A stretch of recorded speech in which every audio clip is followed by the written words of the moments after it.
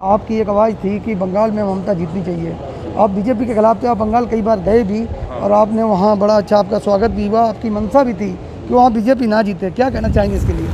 नहीं, वहाँ की जनता ने बात मानी और बीजेपी को हराने का काम करा। ये एक किसानों की बड़ी जीत हुई है, देश के आम जनता की जीत ये है और सरकार को अब बात करनी चाहिए किसानों से, जो उनके मसले हैं उसका समाधान करना चाहिए। ठीक है साहब, ये देखा जा रहा था कई 200 के करीब जीत होगी, लेकिन उससे ऊपर नतीजे आ रहे हैं, उससे अच्छा रिस्पॉन्स हो, तो इसलिए ममता बनर्जी के लिए आप क्या कहेंगे? भाई धन्यवाद है उनको, सबको, वहाँ की जनता को धन्यवाद है कि उन्होंने बीजेपी के अगेंस्ट में वोट करा और बीजेपी ने देश को बेचने का काम करा है। पूरे देश के संस्थान बेच दिए, पूरा किसानी को बेच दिया, पूरे किसान बिरादरी को बर्बाद कर दिया, पशुपालन को बर्बाद कर दिया, जो मछुआरे थे उनको बर्बाद करा है, जो दुकानदार थे, व्यापार थे, उनको ख़त्म कर दिया। तो ऐसी पार्टी नहीं रहनी चाहिए। ठीक है साहब, ऐसी भी खबरें चल रही हैं, मैं सुबह से देख रहा हूँ लगातार कि किसान आंदोलन का भी कहीं ना कहीं बंगाल पे फर्क पड़ा है। अब क्या कहेंगे? नहीं, गए थे किसान मोर्चे के बहुत लोग गए वहाँ पे और वहाँ पे कई कई दिन तक रहे, लोगों को समझाने का काम करा।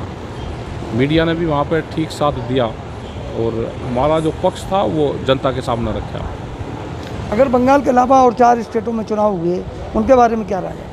उसमें ये है कि वहाँ पर तो नहीं जा पाए थे हम, लेकिन 2 जगह बीजेपी आई है वहाँ पे, ठीक है, लेकिन वहाँ पे किसान संगठन के लोग ज़्यादा नहीं जा पाए थे। ठीक है साहब, अब चुनाव मध्य प्रदेश में, इसके बाद उत्तराखंड में, उत्तर प्रदेश में चुनाव हैं आगे चल के 2022 में, क्या उसका असर रहेगा?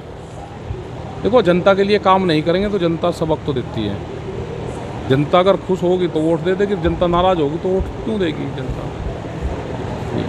ठीक है साहब, लगातार इतना टाइम हो गया, क्या आपकी मांगे अभी भी लगातार बरकरार हैं या कुछ परिवर्तन हुआ है? नहीं, वो तो सरकार से जब बात होगी तो जब रखेंगे।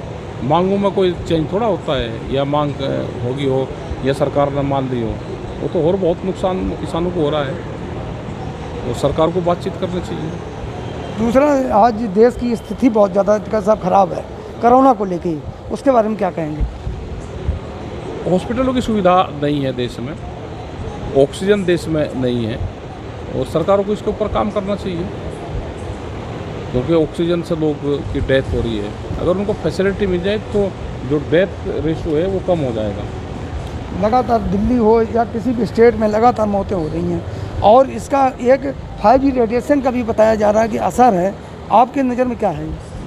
ये सुन तो रहे कि है ये तो कोई टेक्निकल आदमी इसको बता सकता है कि इसकी सच्चाई क्या है। अगर उससे 5G से ही अगर फैल रहा है तो उसको बंद कर देना चाहिए, क्योंकि लोगों को जीवन से खिलवाड़ नहीं करनी चाहिए। नहीं दे रहे, वहाँ से वो पूरा संयुक्त मोर्चे की तरफ से जा रहा है हमारा, और हमारा धन्यवाद है, उनको बधाई है हमारी, बहुत बहुत उनकी जीत पे। क्या आप बंगाल जाएंगे ममता जी को बधाई देने? नहीं, यहाँ से अभी नहीं जा रहे हैं हम, वो तो यहाँ से ही दे देंगे, जब कभी होगा तो जब जाएंगे, जब कोई इशू पर कोई बात करनी होगी और वहाँ की जो पॉलिसी है उस पर बात करनी होगी तो जब जाएंगे। तो ये देखा जा रहा था, कहा जा रहा था कि नतीजे आने के बाद 2 तारीख के बाद कुछ ना कुछ किसान आंदोलन पर असर पड़ेगा, क्या कहना है आपका? अब पता नहीं, सरकार बताएगी, वो तो हम तो अपना आंदोलन कर रहे हैं, सरकार आएगी तो बात करेंगे हम। तो क्या लगता है कि सरकार कुछ नरम पड़ेगी? सरकार बात तो करेगी, अब नहीं करेगी और 6 महीने में कर लेगी, बात तो सरकार को करनी पड़ेगी। तो साथियों, देखा, ये राकेश टिकैत जी थे, बड़ी ही कम शब्दों में अपनी बात को इन्होंने बताया और बहुत ही एक इन्होंने कहा है कि आगे जो आगामी चुनाव हैं उन पर भी कहीं ना कहीं ये बंगाल चुनाव को लेकर जैसा बंगाल में असर हुआ, असर देखने को मिलेगा। कहीं ना कहीं बीजेपी की डाउन होगी, अगर बीजेपी ने अपनी जीत को लड़ी रही तो इसका नतीजा वो खुद ही